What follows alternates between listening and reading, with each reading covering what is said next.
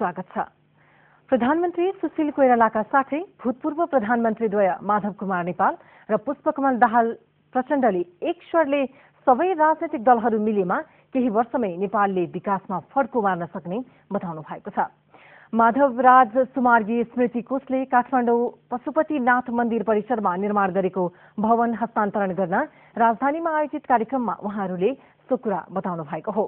प्रधानमन्त्री कोइराला मार्फत पशुपति क्षेत्र विकास कोषलाई हस्तान्तरण गरिएको सो भवनमा योगी नरहरिनाथ, पण्डित शशिधर पराजुली र थाहा दर्शनका प्रवर्तक रूपचन्द्र विष्टको स्मृतिमा 3वटा कक्ष रहेका छन्।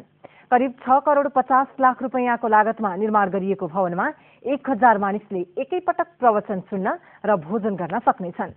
त्यसवखत प्रधानमन्त्री कोइरालाले देश विकासको प्रशस्त सम्भावना रहे पनि राजनीतिक अस्थिरता र पूर्ण शान्तिको अभावका कारण सम्भावनाको पूर्ण रूपमा उपयोग हुन नसकेको बताउनुभयो। उहाँले 1 वर्षभित्र संविधान निर्माण गरी मुलुकमा स्थिरता र शान्ति कायम गरेर केही वर्षभित्रै मुलुकको विकास गर्न सकिने बताउनुभयो।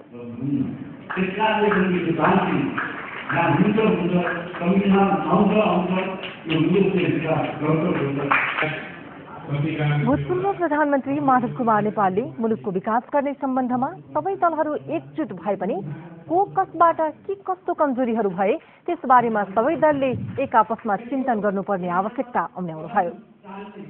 यसैगरी भूतपूर्व प्रधानमन्त्री प्रचण्डले भाषिक, सांस्कृतिक तथा भौगोलिक विविधता युक्त मुलुकको विकासका लागि सबै नेपाली एकजुट हुन सके उपलब्ध सम्भावनाको प्रचुर उपयोग गरी विकास गर्न सकिने बताउनुभयो।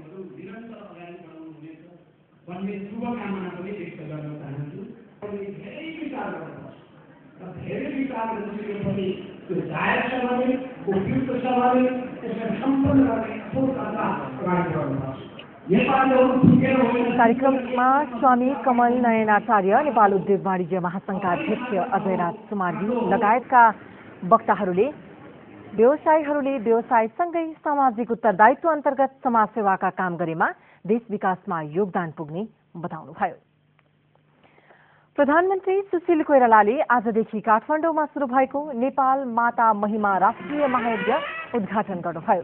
नेपाल माताको महिमालाई फैल्याउने तथा मन्दिर निर्माण गर्ने उद्देश्यले अखण्ड ज्योति बाबा स्वामी च्यारिटेबल ट्रस्टले महायज्ञ आयोजना गरेको हो। त्यसवखत प्रधानमन्त्री कोइरालाले धर्म भनेको विश्वास भएका कारण यसको अन्त्य हुन नसक्ने बताउनुभयो।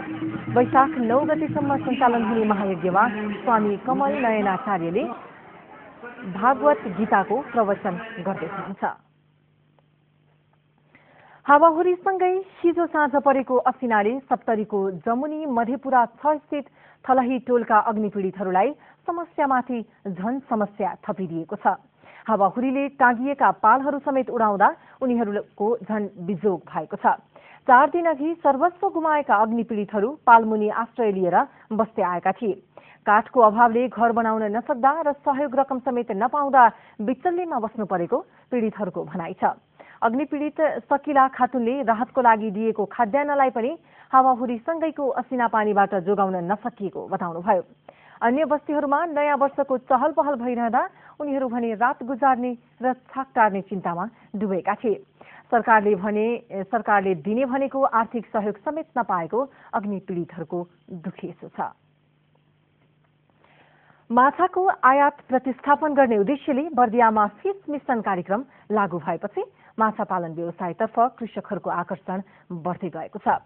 आर्थिक वर्ष 2064-65 देखि बर्दियामा अभियानमुखी माछा फिस मिशन कार्यक्रम लागू भएपछि व्यावसायिक रूपमा माछा पालन गर्ने किसानहरूको संख्या बढेको हो। जिल्ला कृषि विकास कार्यालय बर्दियाले यो वर्ष 20 लाख रुपैयाँ अनुदानको व्यवस्था समेत गरेको छ। कृषकहरूलाई प्रोत्साहन स्वरूप नयाँ पोखरी निर्माणका लागि यो सहयोग उपलब्ध गराउन लागि हो। आर्थिक वर्ष 2069-70 मा 973 जना कृषकहरू व्यावसायिक रूपमा माछा पालन व्यवसायमा संलग्न भएको तथ्याङ्क छ। यस वर्ष थप 1000 कृषकहरू माछा पालन व्यवसायमा संलग्न हुने अनुमान मत्स्य विकास अधिकृत श्रवण कुमार चौधरीको छ। हालसम्म बर्दियामा 400 हेक्टर क्षेत्रफलमा माछा पालन गरिएको छ। समाचार अझै बाँकी छन्, फेरि बेला भएको छ विज्ञापनको।